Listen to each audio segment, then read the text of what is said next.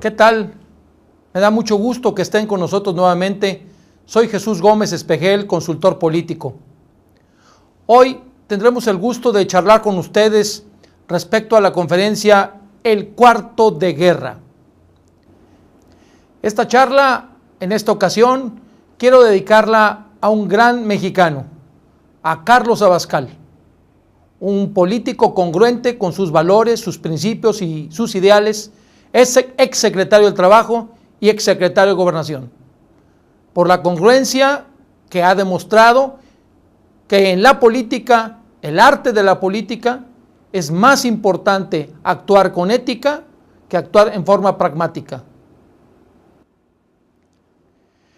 En esta serie que hemos iniciado respecto a la campaña electoral, queremos darle un espacio muy particular al cuarto de guerra, a ese lugar físico o virtual en donde el equipo de campaña se reúne precisamente para decidir tanto las estrategias generales de la campaña como la táctica del día a día. Vayamos paso por paso. Antes de entrar en materia, hablemos de la mentalidad, de la filosofía con la que se enfrenta una campaña electoral. Y para ello debemos decir que tradicionalmente, aunque las épocas son diferentes, la política siempre ha tenido una mentalidad de combate, de terreno de conquista, de confrontación. Y es aquí donde tenemos que pasar de las técnicas antiguas, de lo que servía hace algunos años o algunas décadas, a la modernidad, a una serie de elementos tácticos, operativos de alto desempeño. Si bien vamos a hablar de las técnicas más modernas, es necesario remontarnos a la historia y reconocer que en ella hay grandes generales.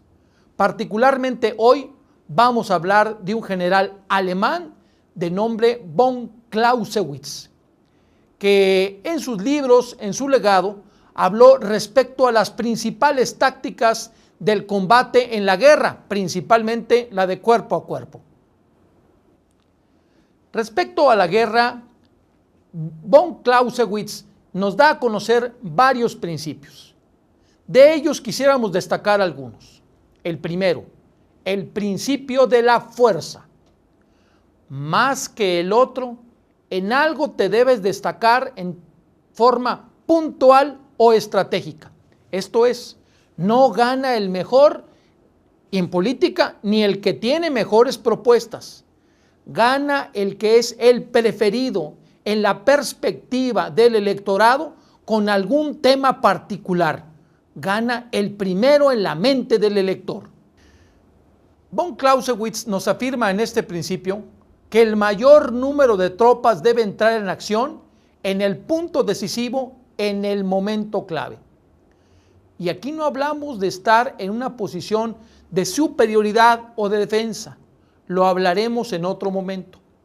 En lo que sí afirmamos sin temor a equivocarnos es que el que lleva la delantera será el que tenga la iniciativa. Esto es, el que ponga por delante el terreno del juego con el cual se está jugando. El formato modelo que von Clausewitz nos presenta nos habla que sin lugar a dudas el que tiene la superioridad es la jugada defensiva.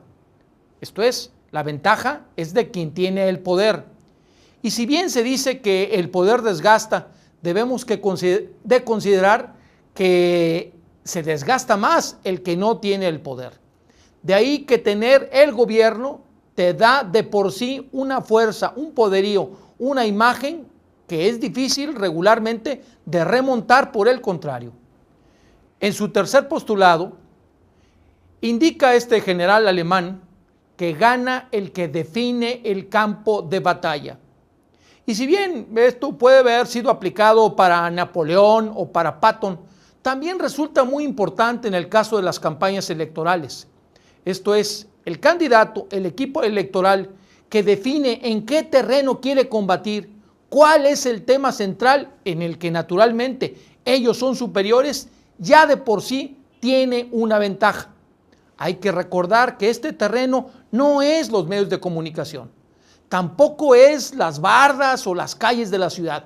Es lo que ya dijimos, la mente del votante, el posicionamiento en términos de marketing, donde tenemos que ganar la batalla.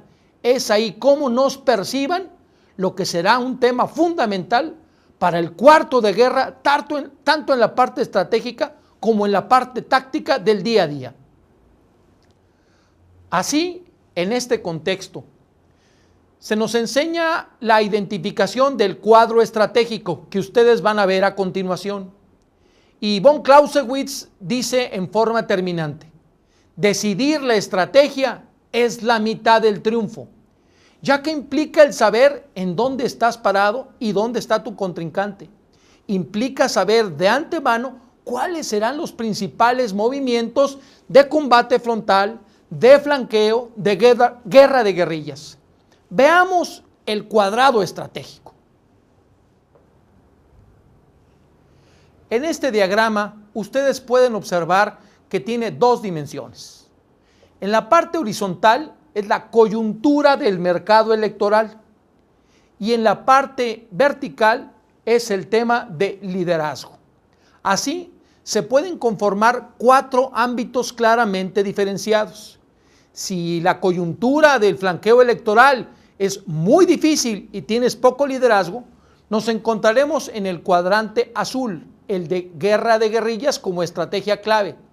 A diferencia que si tu posición de liderazgo es alta y la coyuntura de confrontación del mercado electoral es baja, esto es, tienes, digamos, un competidor débil, tu posición necesariamente es a la ofensiva.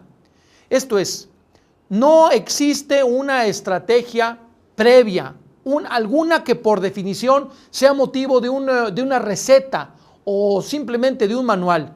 Necesitas identificar con precisión cuál es la comparación entre la fuerza del contrincante y la tuya propia para tomar la adecuada decisión.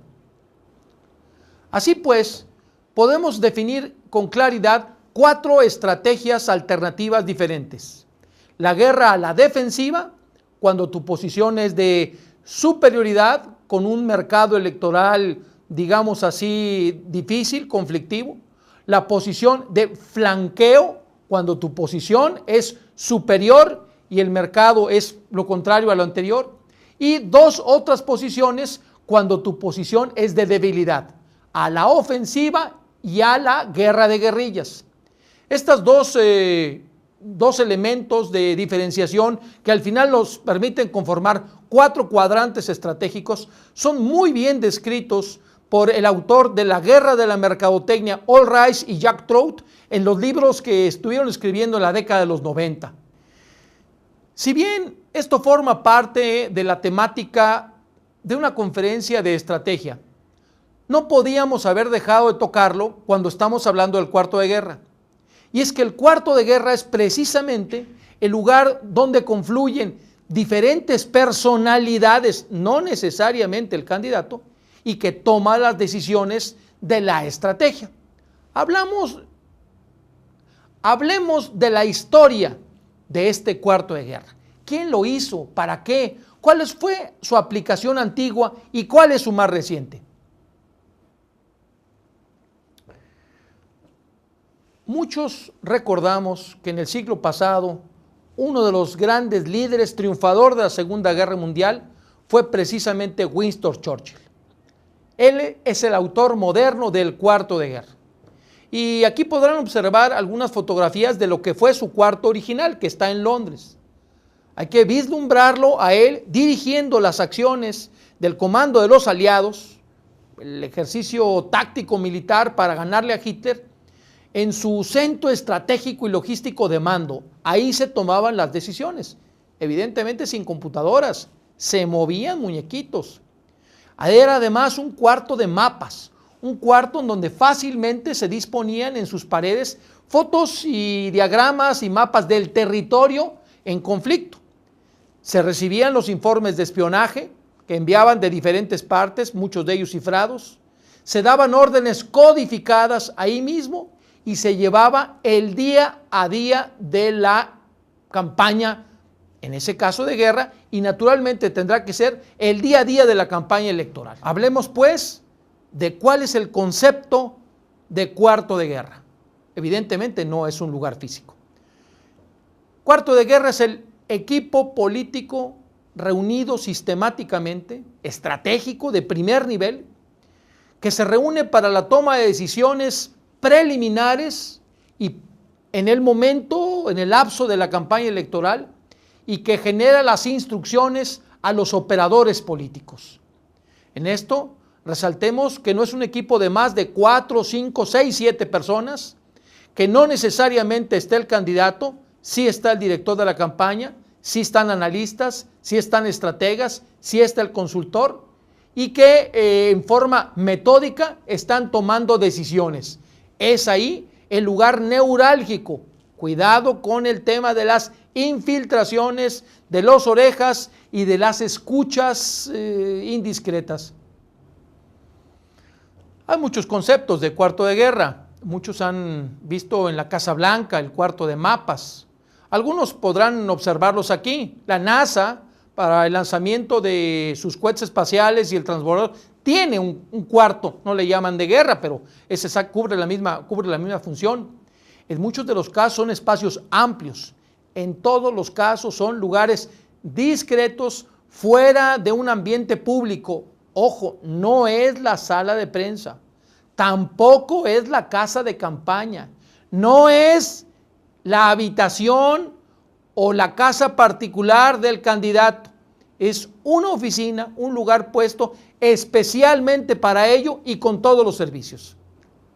A los buenos cuartos de guerra en campaña lo conocemos por sus frutos, como los árboles. Los conocemos por sus efectos.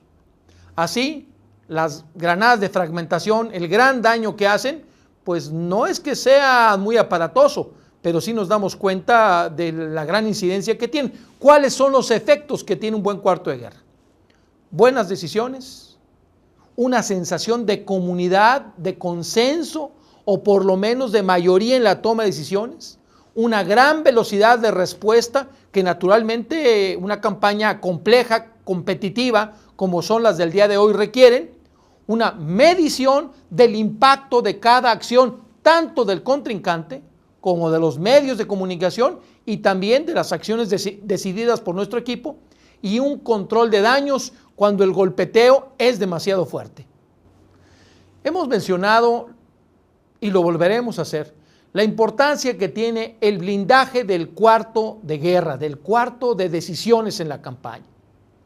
Por lo pronto mencionaremos que es indispensable evitar intrusos. Y no estamos hablando solamente de periodistas o de miembros del equipo contrario, de nuestros propios colaboradores, que vaya usted a saber si son solamente voluntarios o alguien más los mandó. Requerimos también que no llegue la información común, que no llegue la operación del diario, que no llegue la operación numérica. Requerimos solo la información estratégica. Evitemos a toda costa la grilla interna. El cuarto de guerra no es un lugar para las diferencias entre estrategas o entre el consultor y el candidato.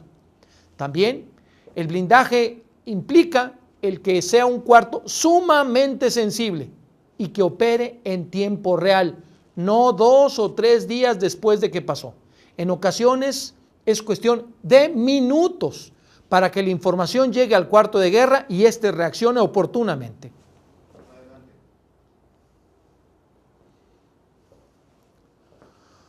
Otro tema que debemos comentar es el output, es la salida del cuarto de guerra. Esto se da a través de la comunicación. Es necesario diferenciar esta comunicación de la operación normal de campaña que se da en la casa de campaña. Esta tiene un componente mediático porque va a querer influenciar a los medios de comunicación, tiene un componente de inteligencia, pero creo que lo más importante es que la comunicación que logremos tener en el cuarto de guerra a los operadores tácticas no debe tener ruido. Debemos de evitar la distorsión o los mensajes falsos. Son instrucciones precisas, contundentes, para que se haga en forma inmediata.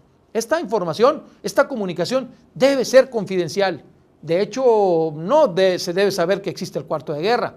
Son órdenes directas que modulan la acción, le dan intensidad y dicen la hora y el lugar exacto en el que las acciones deben de consolidarse.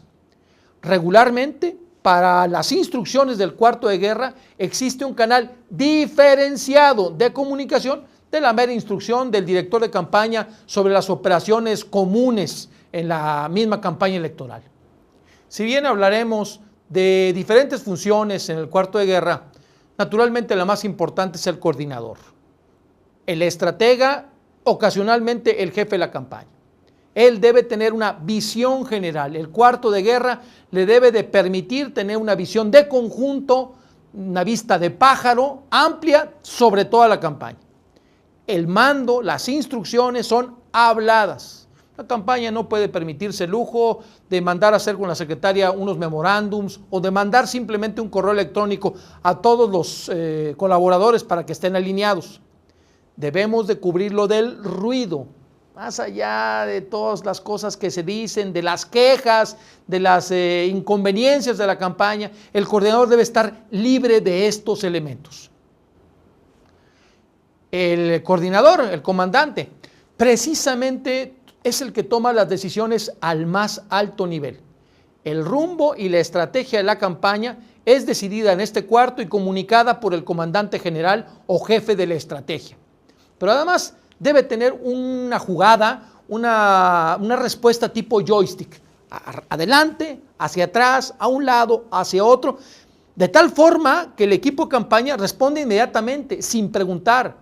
Una campaña no es democrática, la elección sí lo es, ganará por mayoría. Una campaña es dirigida, no me atrevo a decir dictatorial, pero sí privilegia el mando, la autoritas, por parte del comandante coordinador, que es el primer ejecutor de las decisiones que se toman en el cuarto de campaña. Naturalmente, el jefe no es el único rol.